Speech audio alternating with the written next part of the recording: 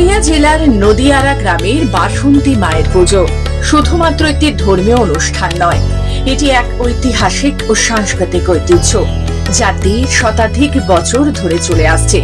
এই পুজোর সঙ্গে জড়িয়ে রয়েছে বিশেষ এক কাহিনী।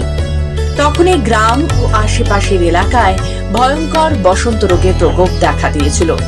গ্রামের মানুষজন আতঙ্কে গ্রাম ছাড়তে শুরু করেন। নানান অদ্ভুত ও অঘটনও ঘটতে থাকে। তখনই গ্রামে উপস্থিত এক সন্ন্যাসী বাবার পরামর্শে ও মায়ের শব্দাদেশ পেয়ে গ্রামবাসীরা প্রথমবার বাসন্তী মায়ের পুজো শুরু করেন। এরপর রোগের প্রকোপ ধীরে ধীরে কমে আসে, মানুষজন আবার গ্রামে ফিরে আসেন। তখন থেকে এই পুজো হয়ে ওঠে গ্রামের বার্ষিক ধর্মীয় ও সাংস্কৃতিক ঐতিহ্যের অংশ। এই পুজো সাধারণত চৈত্র মাসের শেষে পালন করা হয়। সপ্তমী থেকে দশমী পর্যন্ত চলে এই উৎসব।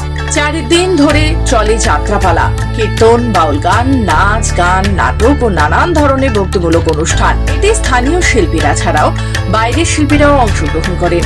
নদিয়ারা গ্রামে শুধুমাত্র পুরুলিয়া নয়, প্রতিবেশী জেলা এবং রাজ্য থেকেও বহু ভক্ত এবং দর্শনার্থীরা আসেন এই পুজো দেখতে। নদিয়ারা এই বাসন্তী পূজাটা এক বিরল, যে বাসন্তী পূজা খুব কম আমাদের এলাকার মধ্যে তো কথা হয় না। আমাদের নদিয়াতে 150 বছর ধরে আমরা বাসন্তী পূজা খুব ঘটার সাথে পরিচয় করে আসছি। আমাদের পূর্বপুরুষরা শুনেছিলাম যে একবার নাকি খুব আমাদের গ্রামে মহামারী হয়েছিল। সেই মহামারীর হাত থেকে রক্ষা পাওয়ার জন্য গ্রামের মানুষ মা বাসন্তীর আরাধনা করেন। আমাদের এই পুজোতে আমাদের সম্পূর্ণ নিরামিষ এবং গ্রামের প্রতিটা বাড়িতে 4 দিন ধরে নিরামিষ হয়। একবারে বিজয়ার দিনে আমিষের প্রবেশ হয়।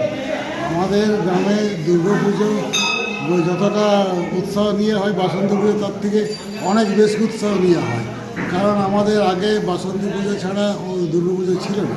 পুরুলিয়া থেকে মধুসূদন দেওঘরিয়া রিপোর্ট, খবর বাংলা।